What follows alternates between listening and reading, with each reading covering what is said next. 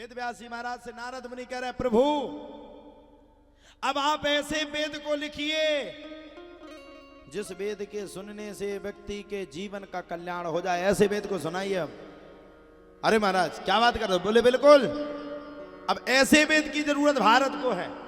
क्योंकि बोले देखो कलयुग के आदमी के पास समय नहीं है, 3 घंटा भी कथा में बैठेगा तो विकट जमाई आएंगी, फेड़ आएंगे, हले 1-2 तो खले ही बीच में जमाई सबसे ज्यादा अच्छी जमाई भागवत में आऊ, और इतनी अच्छी डल्लप के गद्दा पे भी नींद नहीं आऊ जितनी अच्छी भागवत में आऊ।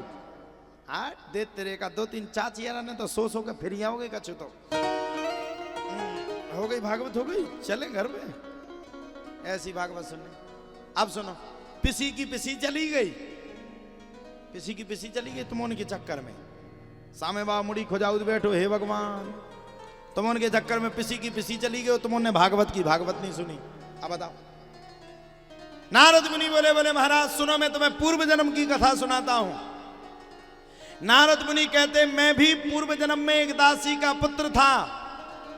मेरी माता प्रतिदिन प्रायः संतों की खूब सेवा करते थे, सेवा पूजा खुशामद ये मेरी माँ का प्रतिदिन का नियम था।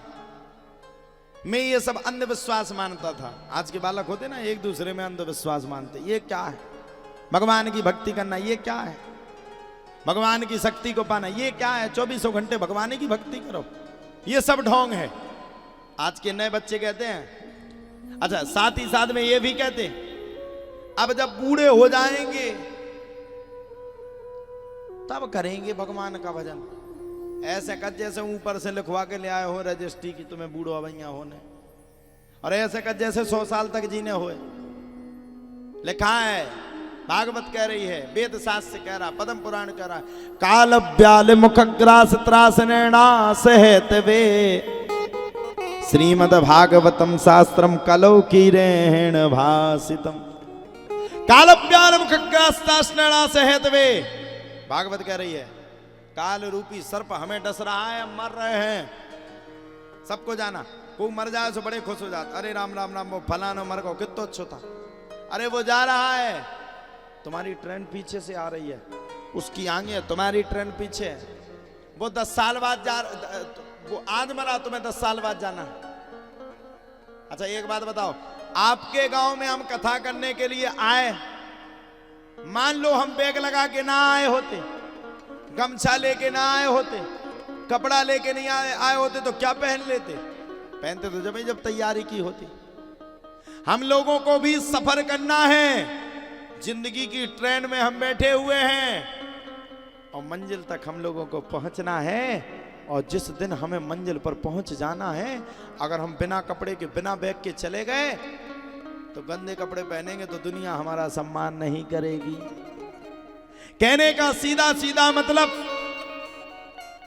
बिना तैयारी के अगर हम भगवान के दरवाजे पर चले गए, बिना तैयारी के अगर हमने भगवान की कथा को नहीं सुना, मन नहीं लगाया, मनन नहीं किया, तो एक समय वो आएगा कि जब हम मरेंगे ना, तब हम वहां तड़पेंगे, हमने बहुत गलत किया, आज हम मर रहे, तेल में तड़प रहे, कूद रहे। पढ़िएगा कभी गरुड़ पुराण, उसमें महाराज जी पूरे वर्णन आए हैं गरुड़ पुराण में, एक एक मृत्यु शास्त्र तक का वर्णन दिया गया है। कौन सा पाप करने से कौन सी मृत्यु होती है, एक बार पढ़ के देखिएगा। अरे पढ़ना क्या है, आजकल आप लोग तो सब इंस्टाग्राम चलाती हो, चलाओ यूट्यूब पे देखो उसको।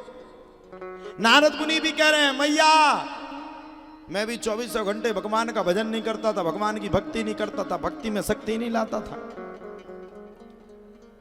24 घंटों में यहां के वहां फिरता था, भगवान का भजन ही नहीं करता था, मेरा मन ही नहीं लगता था।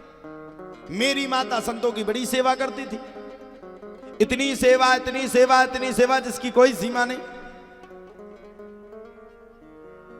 अथाह संतों की सेवा अगर कोई किया करता था तो वो थी मेरी माँ। अथाह थोड़ी नहीं, अथाह सेवा करती थी, संतों के प्रति बड़ा आदर भाव मेरी माँ का था। एक दिन की बात है, गांव में 4 ऋषि चातुर्मास करने के लिए आए, मेरी माता उन्हीं के साथ जुट गई, भगवान का भजन करने लगी, उन्हीं के साथ भोजन बनावे। मैंने एक दिन अपनी माँ का विरोध किया, मैया इन संतों के चक्कर में क्यों पड़ी है, संत कोई किसी के नहीं होते, ये पागल बनाते, खूब पेट भरते हो, दौड़ लगाते। मेरी बात को मान, मेरी बात को मान, इनके चक्कर में मत पड़। माता ने डांटा, अरे दुष्ट, कैसी बात करता है? ये संत बड़ी मुश्किल में मिलते हैं। सुन लीजिए, अन्न का कण, अन्न का कण और संत का क्षण जीवन में बड़ा महत्वपूर्ण होता है।